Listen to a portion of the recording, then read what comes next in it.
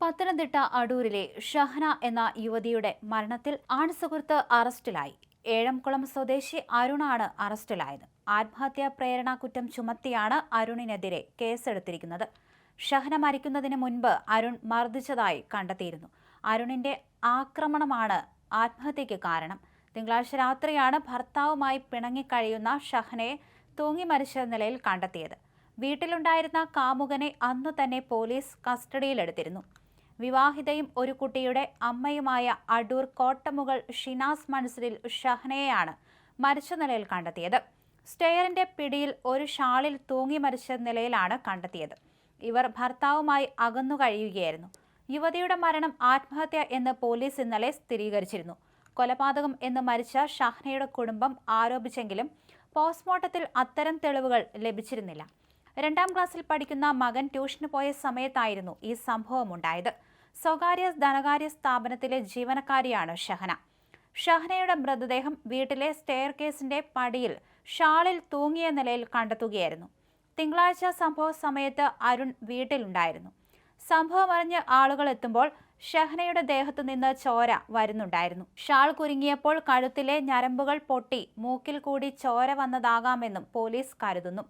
സുഹൃത്തുക്കളുമൊത്ത് mobile ഫോണിലെടുത്ത ചിത്രത്തെ ചൊല്ലി താനും ഷഹനയുമായി തർക്കം ഉണ്ടായെന്നാണ് യുവാവിന്റെ മൊഴി.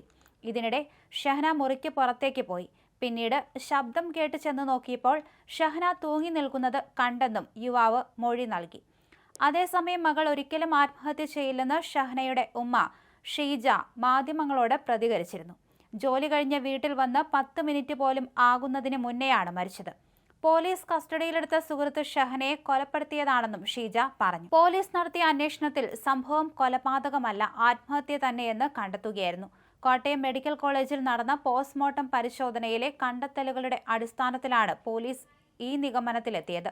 സംഭവം നടക്കുന്ന സമയത്ത് വീട്ടിൽ നിന്ന് വലിയ രീതിയിലുള്ള ബഹളവും തർക്കവും കേട്ടിരുന്നതായി അയൽവാസികൾ മൊഴി നൽകിയിരുന്നു. ബഹളം കേട്ട് സംശയം തോന്നിയ നാട്ടുകാർ നഗരസഭാ കൗൺസിലറെ വിവരം അറിയിക്കുകയും കൗൺസിലർ എത്തി കതക് തുറക്കാൻ ആവശ്യപ്പെടുകയുമായിരുന്നു. കൗൺസിലർ ആവശ്യപ്പെട്ടതിനെ തുടർന്ന് അരുൺ വാതിൽ തുറന്ന് അകത്തുകയറി നോക്കിയപ്പോഴാണ് ഷഹനയെ സ്റ്റെയർ കേസിൽ തൂങ്ങിയ നിലയിൽ കണ്ടത്. ഈ സമയത്ത് അരുണിന്റെ മുഖത്തും ശരീരത്തിലും മാന്തിപ്പറിച്ചതിന്റെ ആഴത്തിലുള്ള മുറിവുകളും രക്തക്കറയും ഉണ്ടായിരുന്നു. കൂടാതെ വീടിന്റെ നിലത്തും കോണിപ്പടികളിലും രക്തപ്പാടുകൾ കണ്ടെത്തിയത് നാട്ടുകാരിൽ വലിയ സംശയത്തിന് വഴിവെച്ചു. ഇതോടെയാണ് സംഭവം കൊലപാതകമാണെന്ന് കുടുംബവും നാട്ടുകാരും ആരോപിച്ചത്. എന്നാൽ കസ്റ്റഡിയിലുള്ള അരുണിനെ വിശദമായി ചോദ്യം ചെയ്തതോടെയാണ് സംഭവത്തിന്റെ ചുരുളഴിഞ്ഞത്.